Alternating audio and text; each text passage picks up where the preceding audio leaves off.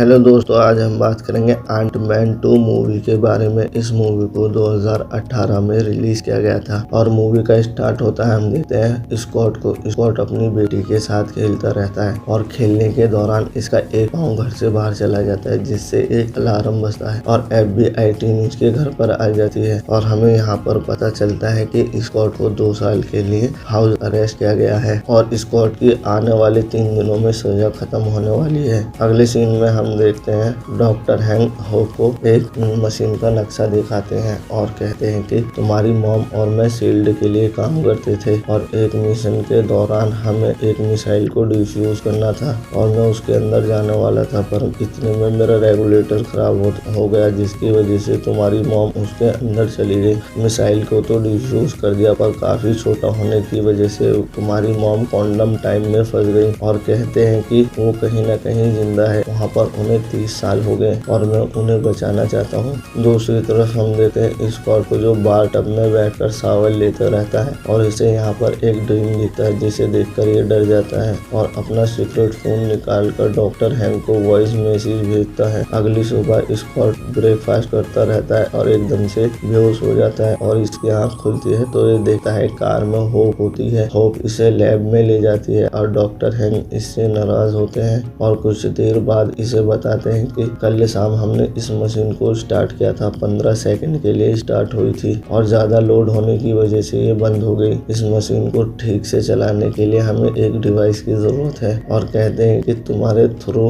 Hope की mom ने हमें मैसेज भेजा है, क्योंकि मशीन इधर खुली थी और ठीक आधे घंटे बाद तुम्हें सपना देखा था। और ये तीनों लैब से बाहर निकलते हैं। डॉक्टर हैंक अपनी टेक्नोलॉजी से उस लैब को छोटा करते हैं और वहाँ से निकल जाते हैं। होप यहाँ पर एक स्मगलर से मिलती है। ये स्मगलर होप से कहता है कि मैं तुम्हारा पार्टनर बनना चाहता हूँ, जो तुम बना रहे हो उससे पूरी दुनिया बदली जा सकती है। होप इससे ऐसा करने से मना करती है तो इससे पैसे ले लेता है और इसको डिवाइस भी नहीं देता। होप वहाँ से बाहर निकलती है और सूट पहनकर वापस जाती है और सभी विलन्स को पीटने लगते हैं। इतने में यहाँ पर एक गोस्ट आती है जो किसी भी चीज के आर पार हो सकती है।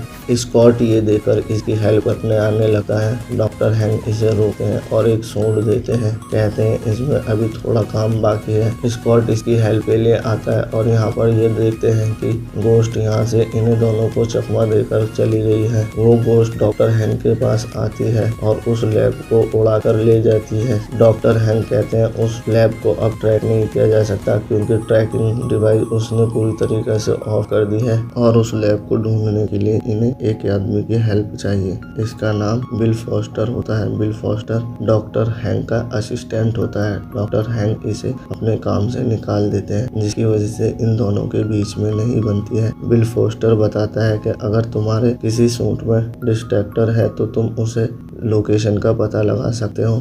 डॉक्टर हैंक कहते हैं कि नए सूटों में डिस्ट्रैक्टर नहीं है, तो हैंक बताता है कि मेरे पास पुराना सूट है और उस सूट की मदद से लैब की लोकेशन का पता कर लेते हैं। और यहाँ पर आते हैं तो देखते हैं उस गोस्ट का सूट देखकर ये डर जाते हैं और दूसरी तरफ देखते हैं तो बड़े से शीशे के केबिन में वो लड़की लेटी होती है और जैसे ही ये लैब को उठाने वाले होते हैं, पीछे से वो गोस्ट आकर इन दोनों को बेहोश कर देता है और इनकी आँख खुलती है तो बिल फोस्टर और गोस्ट होते हैं। बिल फोस्टर गोस्ट से मिला होता है। ये गोस्ट इन्हें बताती है कि मेरा नाम एवा है और मैं उनकी बेटी हूँ, जो तुम्हारे रिसर्च में तुम्हारे साथ काम करते थे और तुमने उन्हें निकाल दिया, पर उन्होंने अपनी रिसर्च जारी रखी। एक दिन रिसर्च के दौरान मशीन में कुछ गड़बड़ी होने की वजह से वो मशीन फट गई थी, जिसकी वजह से मेरे डैड मॉम की तो डेथ हो गई, बदकिस्मती से मैं बच गई और मुझे एक बीमारी हो गई, जिसकी वजह से मेरी पूरे शरीर की नसें फटती हैं और रोज इकट्ठा होती हैं। बिल फॉस्टर कहता है कि हम एवा को पहले जैसा नॉर्मल बना सकते हैं। जो मशीन तुमने बनाई है तुम्हारे लैब में, उसकी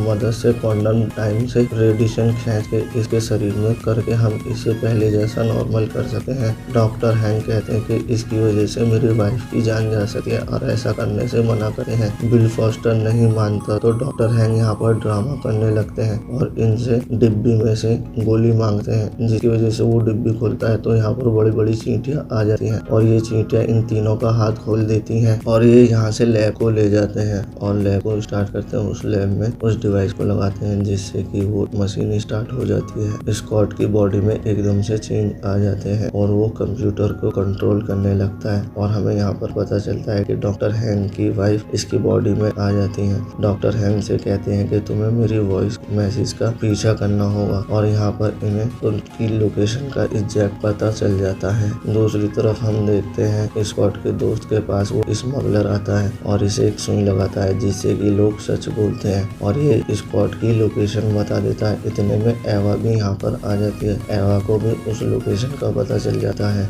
स्मगलर नहीं चाहता कि एवा उस लैब को पाले क्योंकि ये इस लैब को हड़पना चाहता है, जिसकी वजह से ये FBI टीम को फोन कर देता है और कहता है कि तुम डॉक्टर हैंक और होप को ढूंढ रहे हो, पास के एक हाईवे के जंगल में है। डॉक्टर हैंक उस लैब से निकलकर अपनी टेक्नोलॉजी से लैब को छोटा करते हैं और देखते हैं कि चारों तरफ FBI टीम ने इनको स्कॉट को फोन करता है और कहता है कि FBI टीम तुम्हारे घर पर आने वाली है और वो सूट पहनकर अपने घर पहुंच जाता है। FBI टीम के आने से पहले स्कॉट को पता चलता है कि डॉक्टर हैंक और होप को अरेस्ट कर लिया है। वो सूट पहनकर यहाँ पर इनके हेल्प करने आता है और इन दोनों को यहाँ से ले जाता है। फिर ये तीनों उस लैब के बाहर पहुँचते हैं और एक बिल्डिंग में स्कॉट खड़ा हो जाता है और ये एवा यहाँ पर मशीन को स्टार्ट करती है और फिर देखती है कि सारी चींटियों ने सारे प्लग हटा दिए हैं। एवा उन चींटियों का पीछा करके स्कॉट के पास पहुंच जाती है और स्कॉट को पीटने लगती है। दूसरी तरफ हम देखते हैं कि डॉक्टर हैंक लैब में होते हैं और ये यहाँ पर मिस्टर गैमन को पकड़ लेते हैं और कहते हैं कि मुझे पहले अपनी वाइफ को वापस लाना है और कैसे भी मैं उसको वापस ले आऊं। आने के बाद हम एवा को दोनों मिलकर ठीक करेंगे और ये मशीन को स्टार्ट कर देते हैं और ये क्वांटम टाइम में चले जाते हैं और यहाँ पर लोकेशन को ट्रैक करने लगते हैं।